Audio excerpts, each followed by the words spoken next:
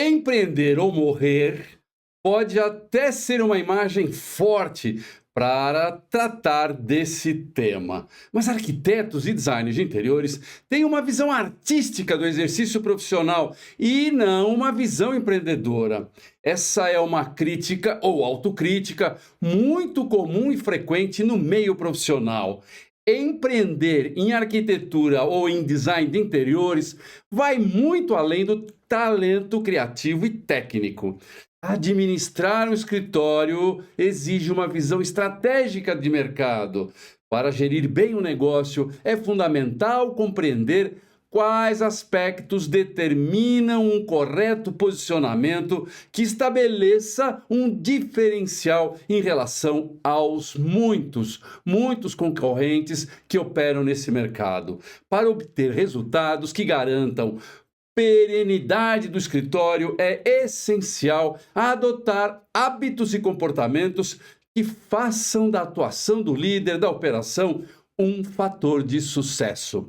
O vídeo que você vai assistir foi elaborado a partir de vídeos já publicados aqui no canal. Esses vídeos foram reeditados para compor esta aula especial que eu ofereço a oportunidade para você refletir e aprender mais sobre como ser empreendedor, como ser empreendedora e gerir o seu negócio de uma outra forma que traga muitos e melhores resultados.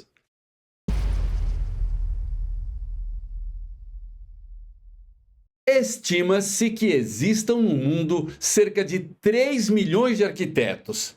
Embora não encontramos informações consolidadas em um único estudo sobre o exercício profissional, no conjunto desses 3 milhões de arquitetos, é possível traçar alguns cenários relativos a mercados como os Estados Unidos e a Europa. E daí promover uma comparação com o perfil profissional e a situação salarial aqui no Brasil.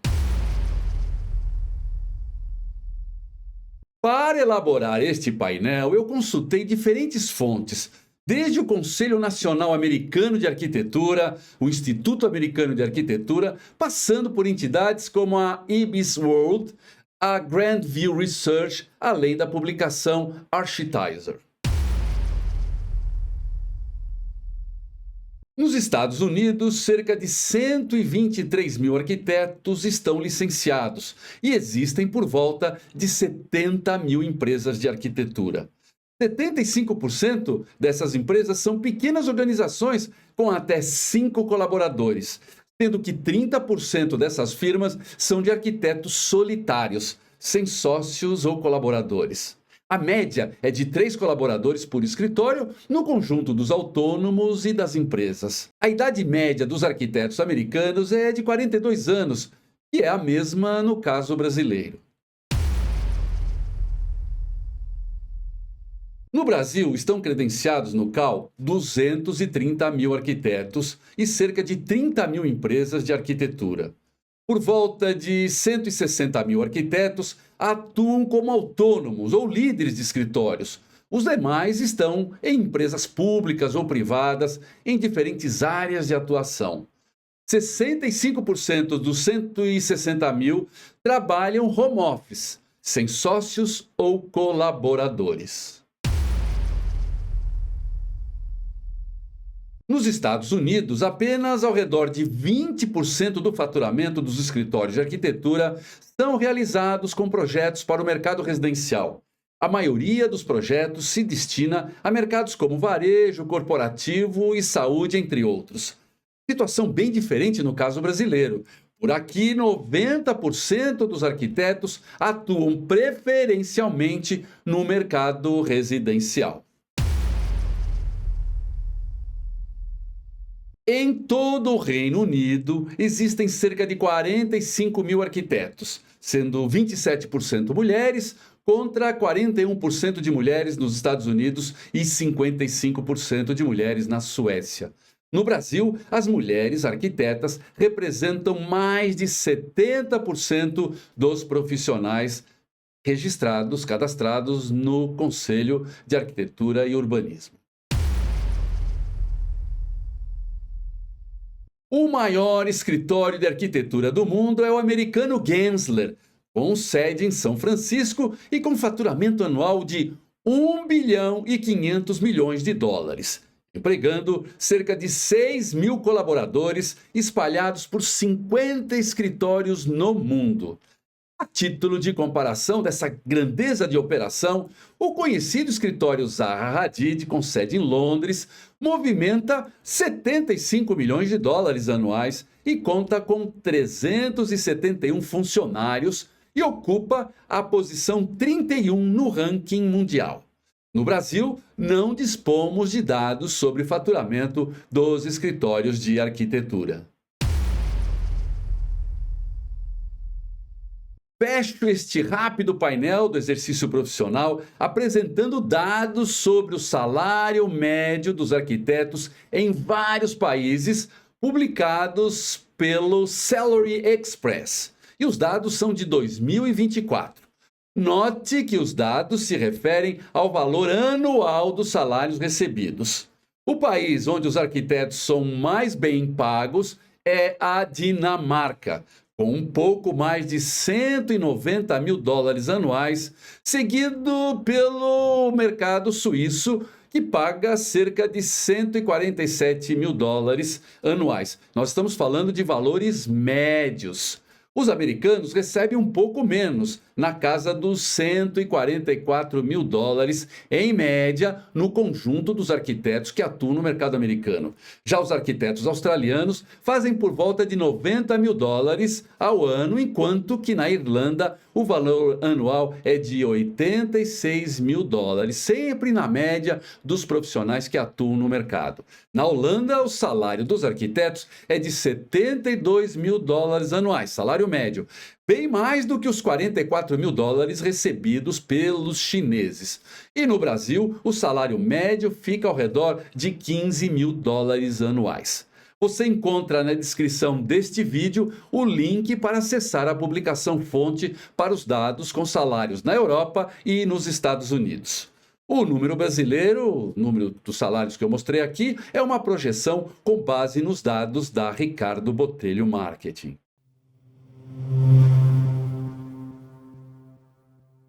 Eu caracterizo a carreira profissional de arquitetos e designers de interiores em 5 momentos temporais e traço um cenário ou estágio ideal em cada um destes momentos temporais. Os momentos são provação, amadurecer, maturidade, sustentação e declínio. Então, venha comigo e avalie em que momento está a sua carreira profissional. Nos primeiros 5 anos da existência do escritório, denomino esse período de provação. Eu uso a palavra provação porque existe o risco de o negócio não prosperar e até haver a desistência de manter o escritório. Nesse período, é muito comum não ter ainda uma renda adequada, porém é necessário identificar certos indicadores que mostram que a gestão do negócio está na direção certa. Nos primeiros 5 anos, você deve organizar um controle de custos e de horas gastas em cada etapa do trabalho, o que permitirá a correta precificação. O ponto de equilíbrio deverá ser atingido já considerando o seu salário dentro da planilha de custos fixos, mesmo que esse salário ainda não seja o ideal. Outro aspecto necessário é a redução de erros e do tempo gasto nas diferentes etapas do projeto. Aqui você começa a ganhar escala para atender mais clientes sem aumentar o custo fixo. Nesses primeiros anos, é recomendável que você crie manuais para tarefas associadas a projeto e à orçamentação, destinados esses manuais aos primeiros freelancers ou estagiários que você vai contratar. Para crescer de maneira contínua, será necessário organizar ações de prospecção ativa de clientes. Mas primeiro, agora já com uma certa experiência adquirida, é determinante definir o principal mercado e o mercado secundário e evitar atender qualquer tipo de cliente. Buscar uma expertise é de extrema importância para o desenvolvimento do negócio.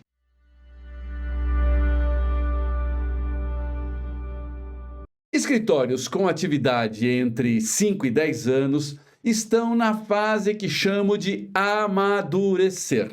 Passada a etapa de sobrevivência ou da aprovação e com a implantação das medidas comentadas no bloco anterior, é tempo de amadurecer, ganhando competências e adquirindo um nível de criatividade em projeto que comece a definir um claro posicionamento da marca. Neste ciclo, é preciso criar um diferencial em relação à concorrência. Esse diferencial deve estar apoiado na expertise adquirida, fruto da especialização de mercado que você escolheu. Essa especialização poderá ser em projeto, por exemplo, para varejo, ou para saúde, ou corporativo. Mas, se você atuar no mercado residencial, essa expertise deverá estar na oferta de um amplo pacote de serviços que engloba projeto e as etapas de execução do projeto. Aqui, o faturamento deve ser crescente, constante e a remuneração do titular já deve também ter evoluído. O escritório já conta com uma equipe bem estruturada, permitindo ao titular tempo para pensar em estratégias de crescimento.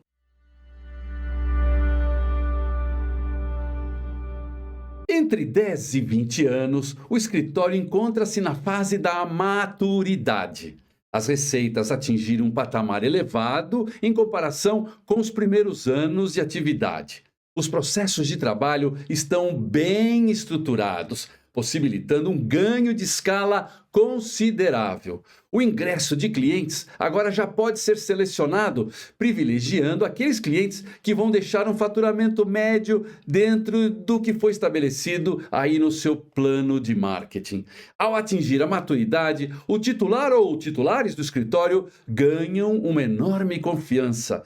Essa confiança traz muita segurança na negociação com os candidatos a cliente e depois no decorrer do trabalho aí já com o cliente.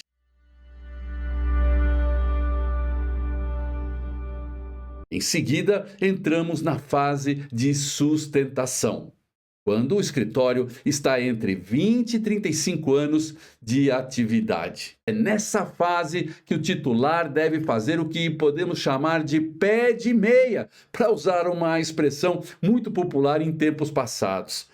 Na maturidade, o titular tornou-se uma autoridade no seu mercado. A indicação espontânea de clientes é frequente e alimenta o pipeline de negócios, apesar da prospecção ativa de clientes não ter sido abandonada.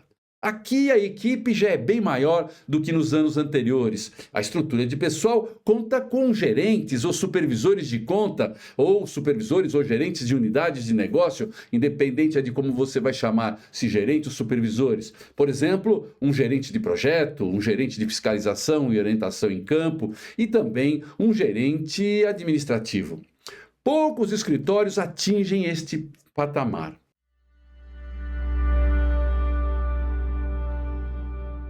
Finalmente, temos os escritórios com mais de 35 anos de atividade, fase que denomino de declínio potencial.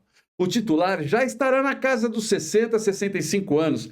Se esse arquiteto ou designer de interiores não atuou como mostramos nos 2 últimos blocos, com certeza haverá um declínio. E cada vez mais rápido. Pouquíssimos escritórios de arquitetura e de design de interiores no mundo se profissionalizam e deixam de sobreviver apenas à sombra do seu titular ou titulares. Infelizmente, muitos arquitetos e designers de interiores nessa idade continuam a trabalhar para pagar contas, se não tiverem outras fontes de renda.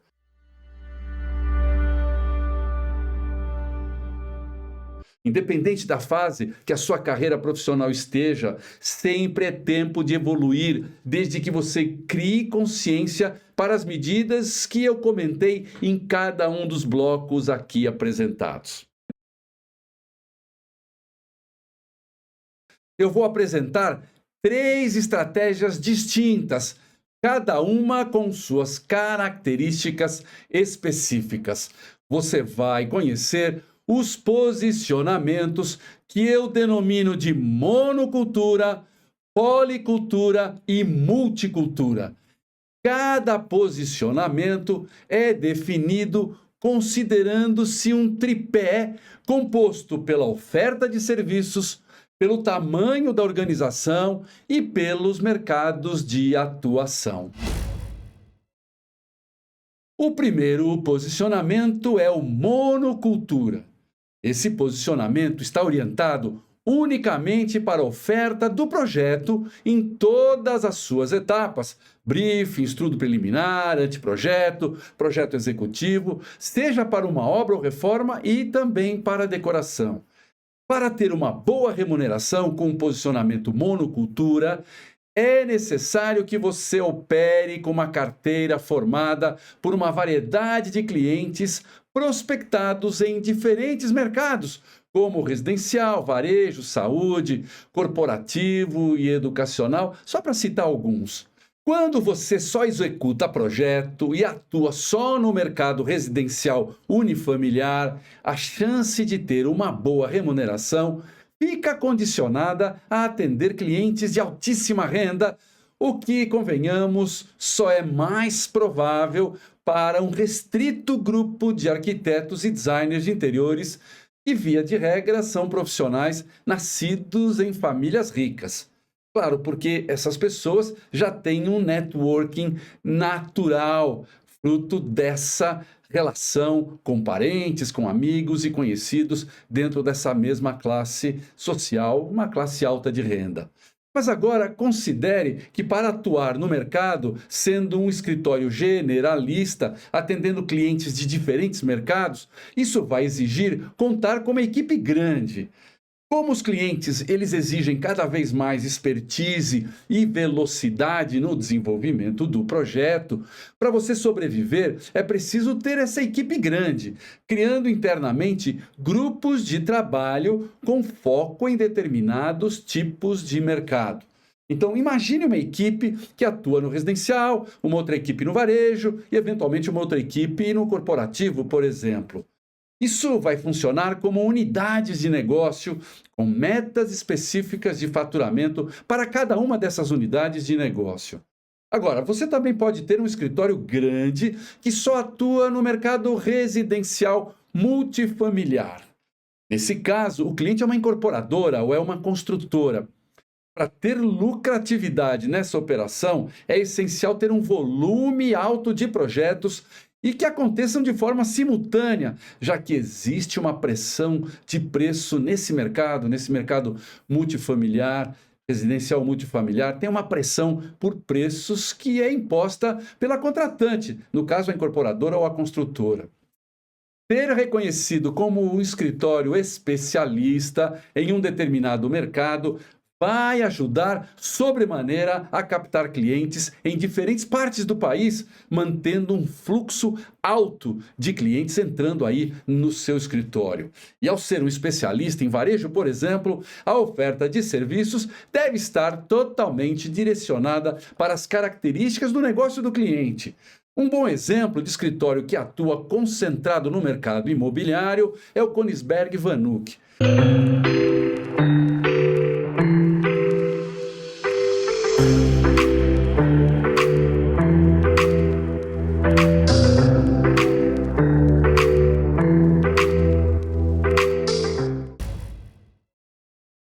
Independente se é generalista ou especialista, o escritório Policultura tem uma maior plataforma de serviços. Além de ofertar projeto em todas as suas etapas, estudo preliminar, anteprojeto, projeto executivo, o escritório Policultura oferta o serviço de orçar.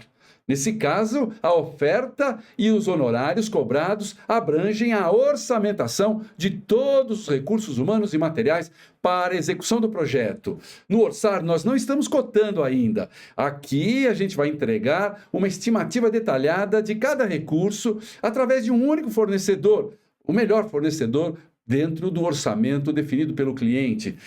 Você só vai fazer a cotação com mais fornecedores se você for contratado para fazer o serviço de gerenciar projeto. Então, a plataforma de serviços no Policultura inclui a oferta do gerenciar projeto, que engloba o planejamento e a gestão dos recursos humanos e materiais para a consecução do projeto, seja uma obra, uma reforma e também a decoração. Bom, e finalmente o escritório Policultura cobra honorários para a produção, que é composta da seleção e implantação de elementos como tapetes, quadros e também uma série de elementos cenográficos. Alguns exemplos de escritórios com posicionamento Policultura, posso citar alguns: Sandra Moura, que tem base em João Pessoa, Denise Zuba, com base em Brasília, e a Fernanda Marques, que tem base aqui em São Paulo. Um gestor com enorme visão empreendedora entende a atuação no mercado da arquitetura de forma abrangente e plural. A organização, que denomino de multicultura, pensa o mercado verticalmente. A atuação vertical expande a oferta de serviços para muito além do projeto de arquitetura ou projeto de interiores. Aqui não importa se a atuação é generalista, atendendo diversos mercados, ou se é uma atuação especialista concentrada em um único mercado. O que realmente importa é a oferta extremamente ampla de serviços. A estrutura de pessoal no escritório multicultura é grande. No Brasil, nós temos poucos escritórios desse tipo. Um deles, que é o maior de todos, é o escritório Atier Onrad, com sede em São Paulo e que tem uma forte atuação em todo o Brasil no mercado corporativo. A plataforma de serviços para o multicultura deve ser abrangente, plural e começa com a busca de um imóvel de acordo com as necessidades do cliente. Esse serviço pode ser integrado dentro da equipe através de um corretor de imóveis que pode ser contratado ou que atua em parceria. No caso da busca de imóveis para mercados onde o conceito de ponto de venda prevalece, também é necessário organizar uma parceria com uma empresa de geomarketing. Esse tipo de empresa realiza estudos de territórios potenciais para a abertura de novas unidades no varejo, ou na saúde, ou na implantação de um novo negócio. Outro serviço é o estudo de viabilidade econômica e técnica de um projeto, por exemplo, no mercado imobiliário, ou para a implantação de um hospital ou hotel, por exemplo. Na área de projeto, um escritório multicultura fornece um amplo pacote de serviços, reunindo projeto arquitetônico, projeto de interiores, paisagismo, projeto luminotécnico, projetos complementares e assessoria para aprovação desses projetos na prefeitura ou talvez na Anvisa e também no Corpo de Bombeiros. A orçamentação detalhada para a materialização do projeto integra o leque de serviços. Merece destaque a verticalização no campo da execução do projeto, fornecendo todo o gerenciamento com a fiscalização e orientação do trabalho de fornecedores. Então, aqui é muito importante que a gente também imagine uma operação que integra uma construtora própria. E aí o escritório pode ter também acordos de representação para a venda de equipamentos, revestimentos e também mobiliário. Outra operação interessante é de construir ou reformar para vender, seja através de investidores ou de capital próprio. Então, me diga, qual o seu melhor posicionamento? Monocultura, policultura ou multicultura?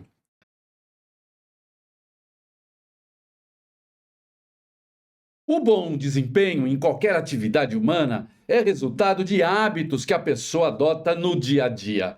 A rotinização responde por até 80% das nossas decisões diárias, desde as decisões mais simples, como escovar os dentes, até as decisões mais complexas, como, por exemplo, gerenciar o seu negócio. O problema é que existe a boa e a má rotina, ou os bons e os maus hábitos. Neste vídeo, eu listo 10 hábitos excelentes que considero essenciais para alcançar ótimos resultados como gestora, como gestor do seu escritório de arquitetura ou de design de interiores. Bom, eu abro a lista dos bons hábitos com avaliação de desempenho, que deve ser feita a partir da instituição de indicadores que nos levam a identificar potenciais de melhoria. Então, anote aí esses indicadores que eu considero mais importantes para você controlar. Controle o faturamento mensal versus a meta estabelecida no seu plano anual. Defina a meta considerando os custos fixos mais um lucro de 20%. Esse valor apurado passa a ser a sua meta mensal de faturamento. Avalie também o desempenho do faturamento, estabelecer uma correlação com o volume de especificações que você fez ao longo dos últimos 12 meses. Faça isso calculando quanto cada cliente atendido nos últimos 12 meses investiu para a materialização do projeto. O volume investido se refere às especificações dos recursos humanos e recursos físicos necessários para a implantação do projeto, seja uma obra, uma reforma, mais a decoração. Aqui você deve estabelecer uma meta para o faturamento entre 10% e 20% sobre o valor apurado dos investimentos totais feito pelos clientes. Veja este exemplo. A arquiteta Fernanda atendeu 20 clientes no ano. No conjunto desses clientes, foram necessários 5 milhões de reais para implantar os projetos. Fernanda definiu como meta faturar 10% sobre os investimentos, o que corresponde a um faturamento no ano de 500 mil reais. Faça esse cálculo mesmo que você não tenha se envolvido diretamente com a execução do projeto. Outro indicador importante é o faturamento médio por cliente atendido.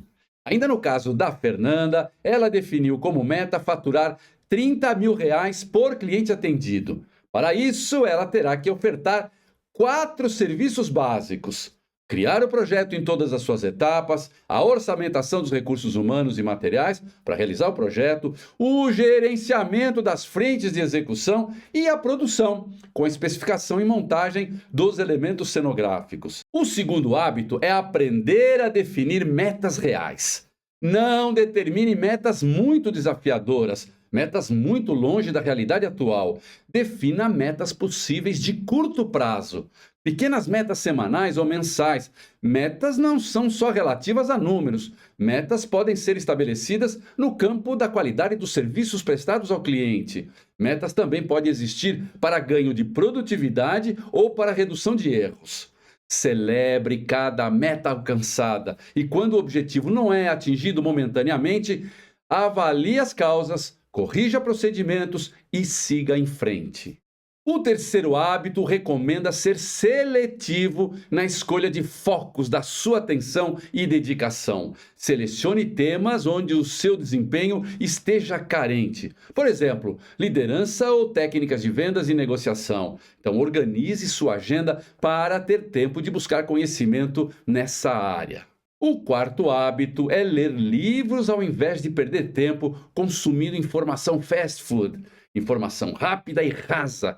Sugiro a leitura de 2 livros essenciais para melhorar o seu desempenho. Os livros são Rápido e Devagar, de Daniel Kahneman, e O Código Cultural, de Clotaire Repaier.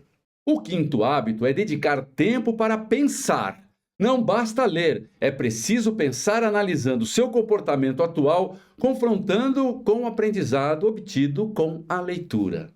E aí, já entrando no sexto hábito, depois de pensar e identificar a necessidade de adotar medidas, coloque em prática esses novos conhecimentos.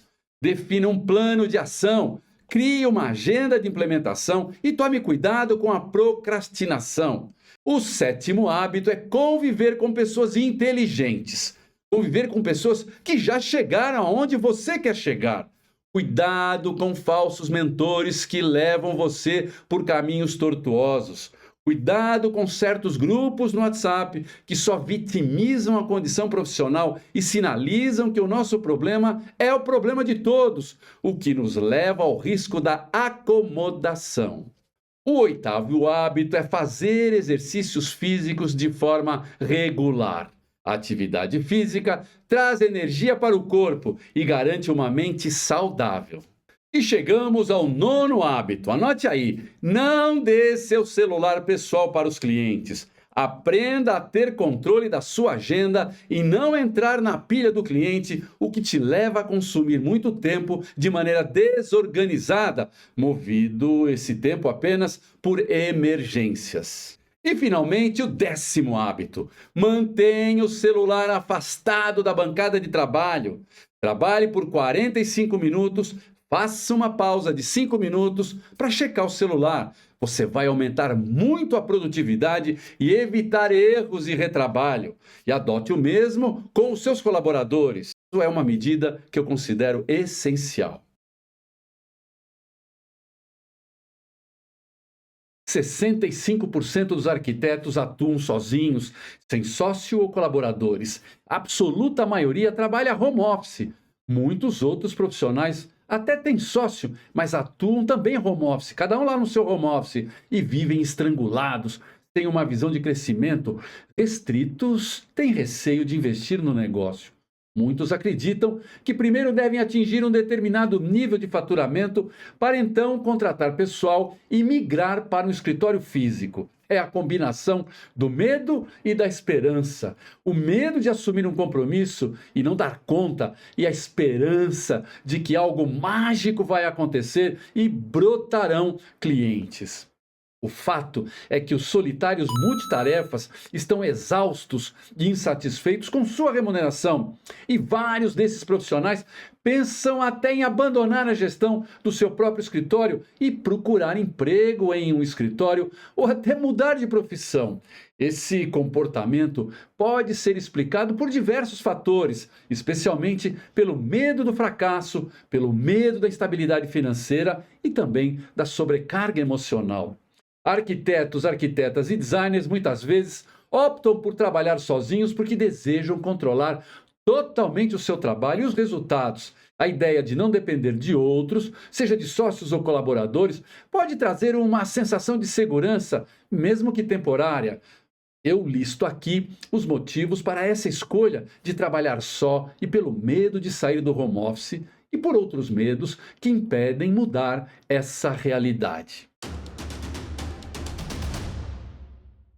A ideia de dividir decisões, riscos e lucros com outros pode ser intimidadora. Muitos temem que, se o negócio não for bem sucedido, eles serão responsáveis não só pelo fracasso individual, mas também pelo impacto nas outras pessoas envolvidas. Contorne esse tipo de sentimento elaborando um plano de medidas bem estruturado e define indicadores que permitam avaliar desempenho e sinalizar potenciais de melhoria. Ter um bom plano é como ter um bom projeto para construir uma casa. Arquitetos, arquitetas e designers tendem a valorizar a autonomia no seu trabalho. A presença de sócios ou de colaboradores pode ser vista como uma ameaça a essa liberdade, uma vez que implica dividir decisões.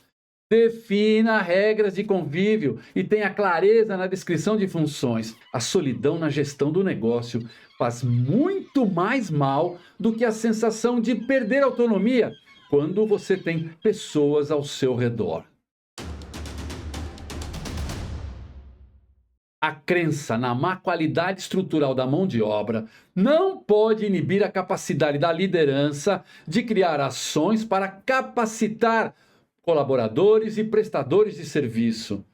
Crie tutoriais para as tarefas básicas, como aquelas associadas a projeto. Faça o mesmo para atividades como orçar e fiscalizar prestadores de serviço.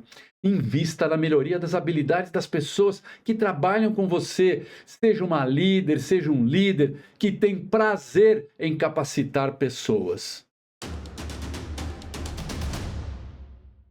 Lidar com questões administrativas como gestão de pessoas e finanças pode ser um desafio para quem tem foco técnico na sua profissão.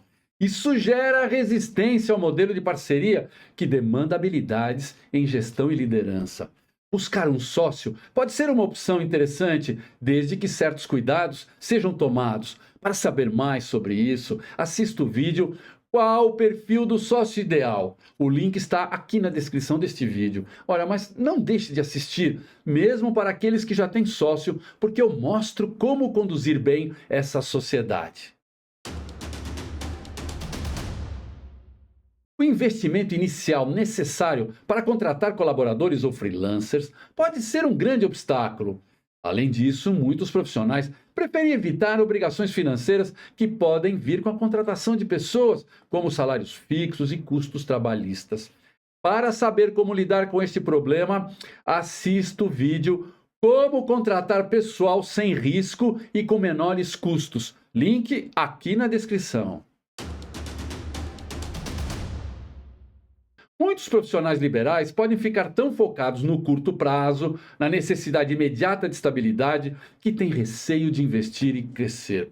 No entanto, ter uma mentalidade de longo prazo, onde os desafios iniciais são vistos como parte de um crescimento contínuo, pode ajudar a reduzir esse medo. Defina metas desafiadoras para o faturamento e também para a sua remuneração. Estabeleça um salário que te remunere de forma adequada, mas atenção, inclua esse salário na sua planilha de custos fixos. Assim você terá um motivador para enfrentar os medos com energia e potência para agir. Para profissionais que têm receio de arriscar em grandes investimentos ou parcerias, uma boa alternativa é começar pequeno. Contrate uma equipe mínima, uma pessoa, e escolha um local modesto para o escritório. Cresça de maneira gradual. E assim chegamos ao final desta aula especial. Eu espero que tenha despertado em você a importância de gerir o negócio com uma atitude empreendedora. Você acaba de investir 30 minutos do seu precioso tempo aqui comigo. Então, justifique esse tempo e vamos colocar em prática algumas das orientações apresentadas. Se você tiver dificuldade, fale comigo pelo WhatsApp que aparece aí na sua tela e conte comigo para colocar a sua operação em um novo patamar. Obrigado por sua audiência e até a nossa próxima edição.